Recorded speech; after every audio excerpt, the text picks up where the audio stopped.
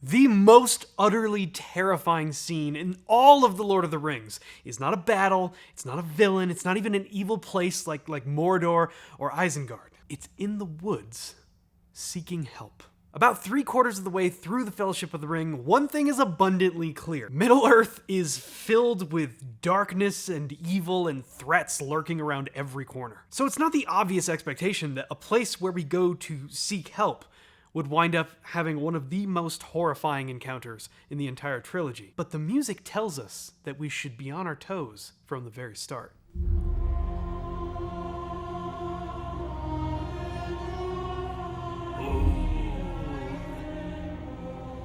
What a line! Hold on, I gotta stop it right there.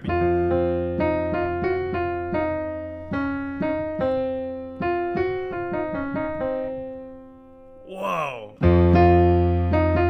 We know that if it's like F based, which clearly it is because that's what we hear there, and we get F, flat 7, flat 2, flat 6. I mean, there's so much in here. The only thing that I want to listen for is what's going on with our third. Is it minor or major? Because that'll make a big difference. But listen to how dark and like unsettling this is right from the very start.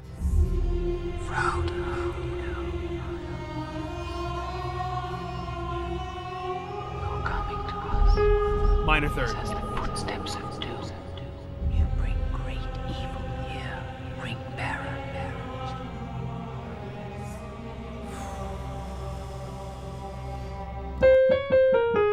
Okay, so there's our scale. We now know what we're working with in terms of a harmonic palette.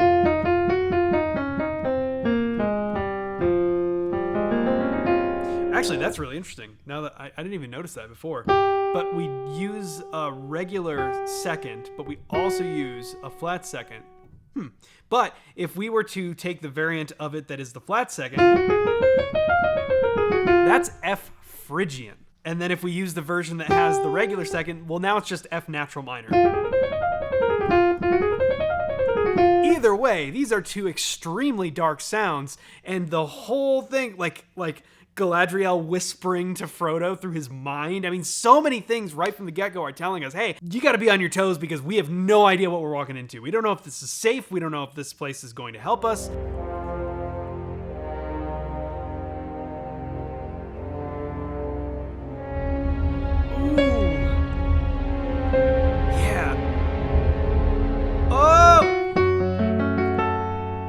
Right there, we get a transition to an F sharp minor chord.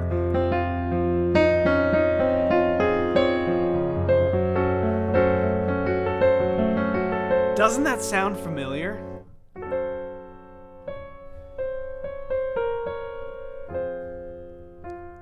That interval is all over the place in this entire trilogy, but now we're being held at arrow point, I guess. So that brings us into Lothlórien. Whoa!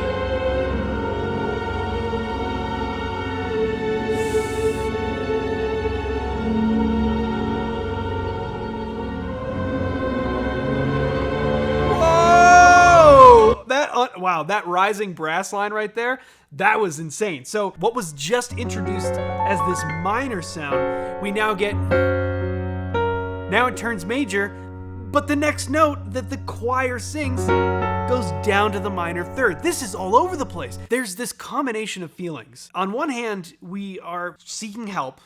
We've just watched Gandalf presumably die, and so everyone is in this crazy high emotional state. So you can imagine this situation. It's like they came here to seek help, but yet there's no indication that this is a place that's going to be safe. And everything we're hearing reflects that. We get this beautiful F sharp, this sharp 11 note going down to the major third, but then that major third immediately becomes a minor third. And we're like, what are we supposed to feel? Yo! The low brass, we get this.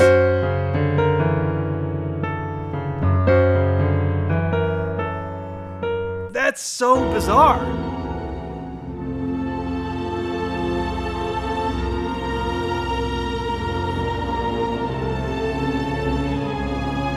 Oh, man.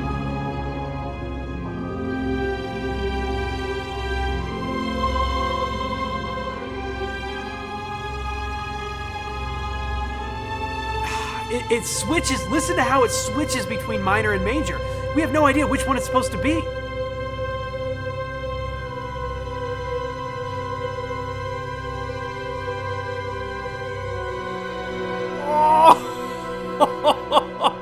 That whole sequence there. Listen to some of that. So as we're coming up to... we're getting this flip between minor and major all over the place. But then watch this.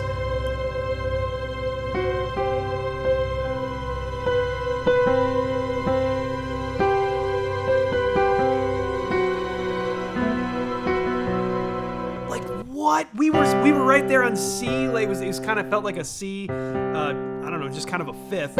And then we got this C down to B natural, down to G. And for a second you're going, oh, is that just like this beautiful thing? But then, no, we go down to the flat 5 and we drop a half step down to B. There's so much harmonic information here that is meant to just skew your perspective of what's happening. Oh, it's so full of dissonance, and then we get the lament for Gandalf. Like I was saying, the whole concept here is that you don't really know whether we're supposed to feel safe or whether we're supposed to be in grave danger. It's not abundantly clear. There's some things that indicate that, okay, we're here for help, and Galadriel says, okay, stay the night, rest, you're safe here. I think so, but nothing about the harmonic space that the score is giving us is saying that. Everything is saying, like, be on edge. And even the lament for Gandalf that we're about to hear, we have to ask, like, what is this? At which point Legolas tells us it's a lament for Gandalf, but you wouldn't know that because it is so strange, but in a beautiful way. Kind of like in D. A lament for Gandalf.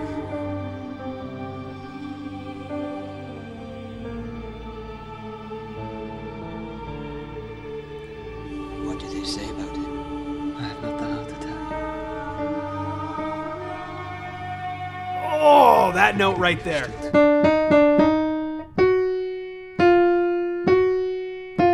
Notice that it is neither of those things. Listen again. Watch this.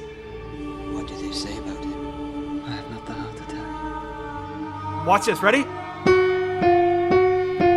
Ah, it's not either one. It's in between. It's as if we're gonna do this D major chord, but the major third is detuned by, I don't know, a number of cents. And that is such a wild choice here. Because again, this whole time we're being told we should be a little uneasy. We don't know what's going on. And then the lament, despite the fact that it is a lament for Gandalf, still has us feeling on edge because it's unusual. Complete with a detuned, like atonal version of some type of D major-ish chord. It's beautiful, but it's also disorienting. Oh, there's that detuned major-ish third again.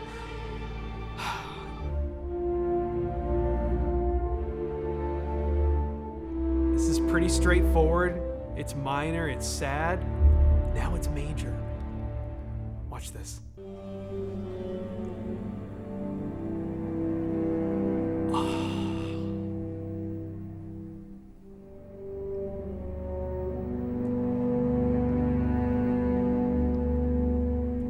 Does that sound familiar to anyone? Let's go back to the beginning and listen to that again. Huh. Did that sound a little bit like this?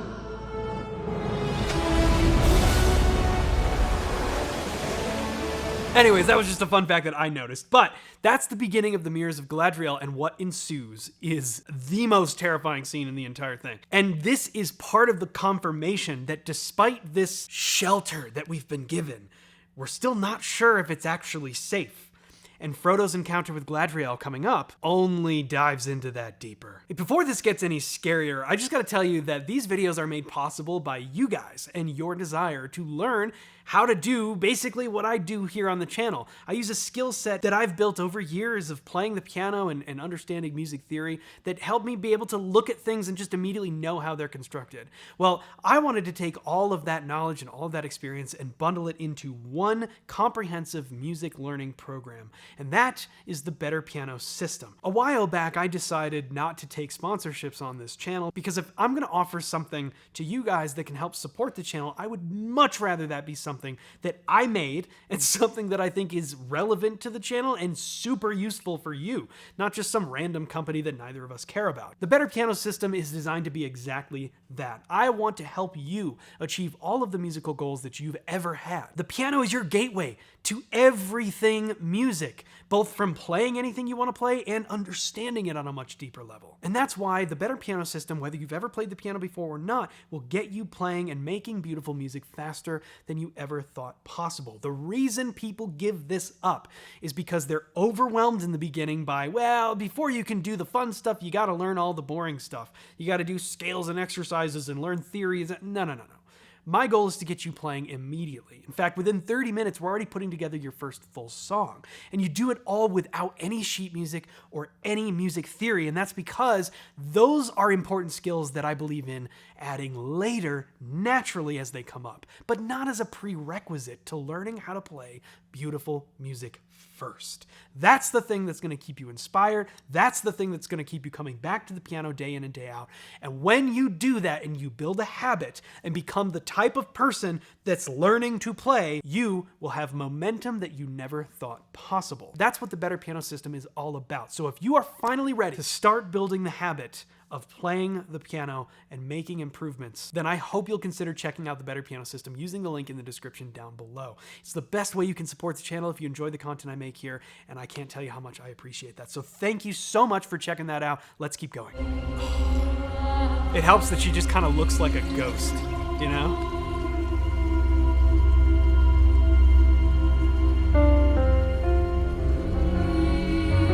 There's that same...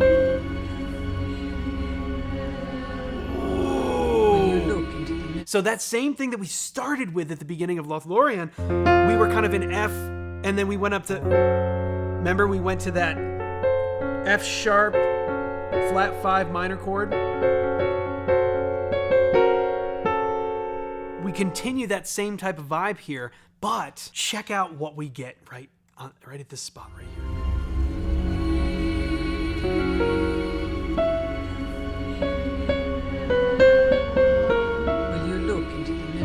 It's even weirder than it was. It's that F sharp major, except there's a minor third, but we get the dominant 7th too, back to F. Shows many things. Things that were, things that are, and some things that have not yet come to pass. Now we go to C sharp minor. Oh, that's interesting. Oh! It's our... Everything dark is just the Imperial March, I guess. It's like the go-to chord. Drop a major third, make both chords minor. Boom! You've got ultimate darkness. Oh. Woo! That was so cool. We went a tritone. Hey, here's a new one. Go from the chord you're on, jump a tritone, and play the minor chord there as well. That's exactly what Howard Shore just did here. Over its third, so that we get a minor third movement as our root. Oh, this is so brilliant. Ooh. Back to F minor. Woo! There is our major third descent, the Imperial March. And he looks in and he sees...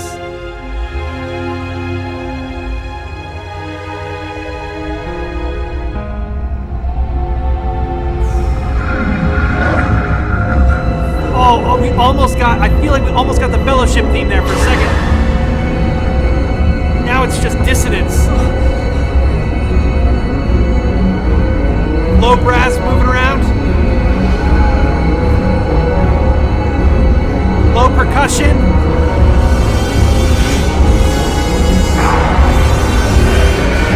Woo!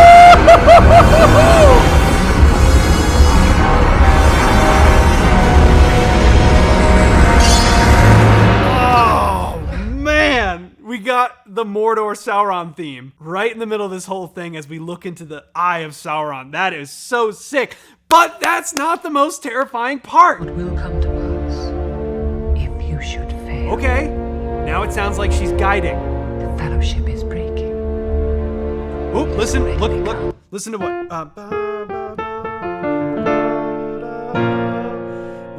We're getting that same ultra dark minor triad separated by major thirds.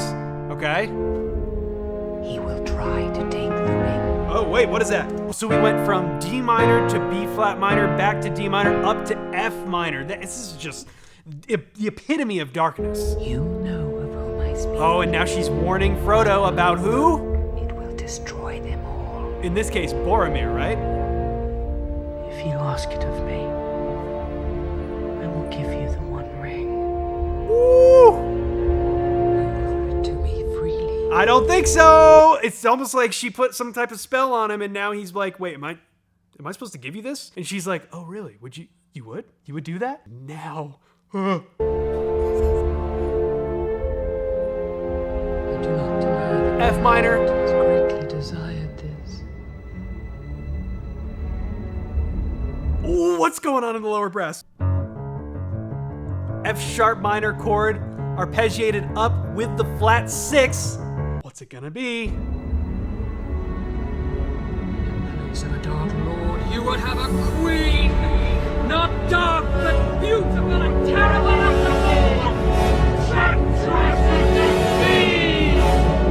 Lost under the foundations of the earth! Oh!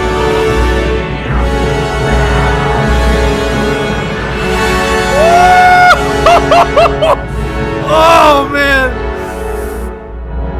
I cannot look at her face without literally getting chills. That is the most disturbing, uncanny valley thing, and I don't know if it's because we're looking at 2001 VFX here, or if it's just that good, but whatever it has stood the test of time, because I don't know about you guys, but I cannot look at that without being like, ugh. It is so utterly terrifying, far scarier, I think, than anything else in the entire trilogy. The fascinating thing that Howard Shore does here is nothing. Watch.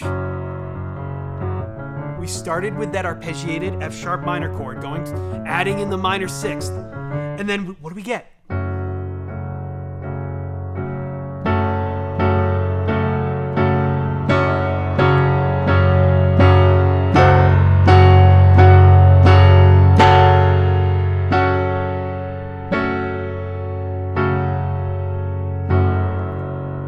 Nothing. You know what I mean? Like, this is such an interesting move because we have spent so much time deriving such depth out of harmonic movements that tell us how dark and uneasy we're supposed to feel throughout this whole thing.